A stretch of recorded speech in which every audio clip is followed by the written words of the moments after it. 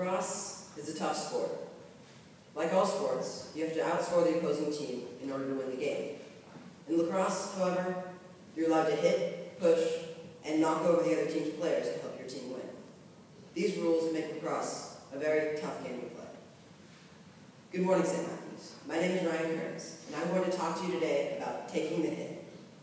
Taking the hit is an expression that we use in sports, especially lacrosse.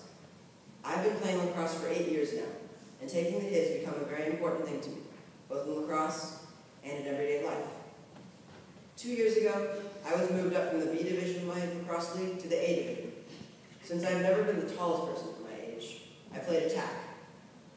The attack players are matched up against the other team's defenders, the tallest and strongest players on the field.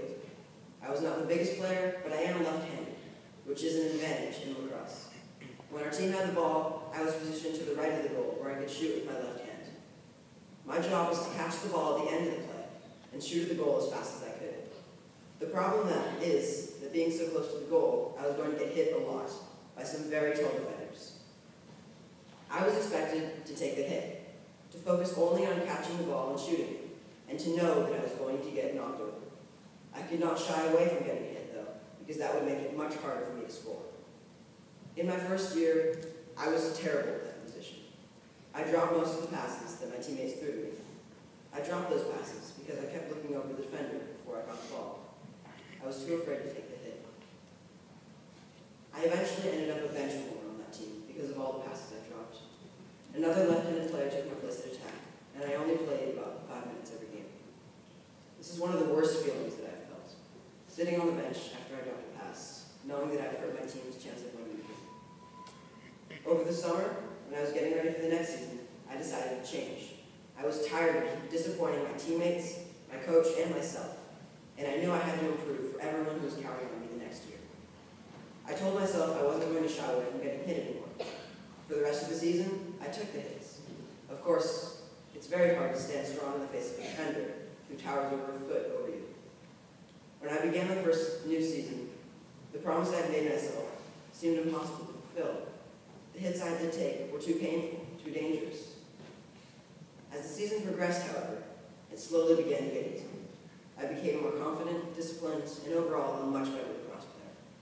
I finished that season with 6 goals, and I also made the NorCal All-Star team after having failed to qualify in tryouts the previous 2 years. This is why taking the hit is so important to me. I decided to make a personal sacrifice to put points on the board for my team, and it paid off. My team won more games that season, and I felt better about myself and my abilities.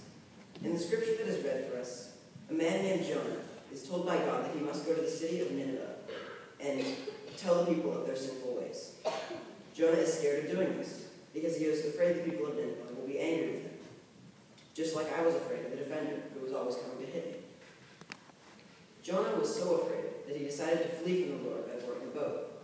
When God found him, he started a storm, and Jonah knew that what he had done was wrong. He was thrown off the boat, and later in the story was swallowed by a whale and brought back to Nineveh. This time, Jonah went directly to the city and told the people what God told him to say. He took the hit by putting his duty to God before his fears. And in the end, the people of Nineveh are happy with Jonah, and their city becomes much nicer. Like the story demonstrates, taking the hit is not only something we can do in lacrosse, it is something that we can do in everyday life. For you, it might be watching less TV so you can study for that hard test, or being brave enough to stand up against something that you know is wrong. You might not have thought about it, but some of the world's greatest leaders are famous for having taken the hit at some times in their life. Martin Luther King Jr., the famous activist for rights of African Americans in the United States, stood up for what he believed in, even when he knew the hit was coming. He died for what he believed in, and his efforts were not only for himself. He died to help African Americans across this country, and his work has made a huge impact on so many people across the world that you can still feel today. What's especially important to me is that Martin Luther King Jr. didn't have to speak up for his people. He would have been just fine and much safer, staying quiet and not trying to change anything. Just like I could have dropped that ball to keep myself from getting hurt. However, Martin Luther King Jr. knew that something was wrong, and someone had to make a stand to change it. He didn't have to be special in any way. He was just an ordinary man who wanted things to change, just like so many people did. But but it's because he took that hit to make that change that he became a hero. Like I said before, lacrosse is a tough sport, and so is life. Just like in lacrosse, taking the hit in life is a hard decision that we sometimes have to make.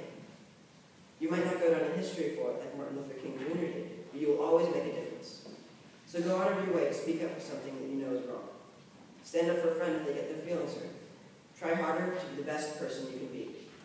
These personal sacrifices of our time and energy are what make the world a better place, and you will also feel better about yourself as well.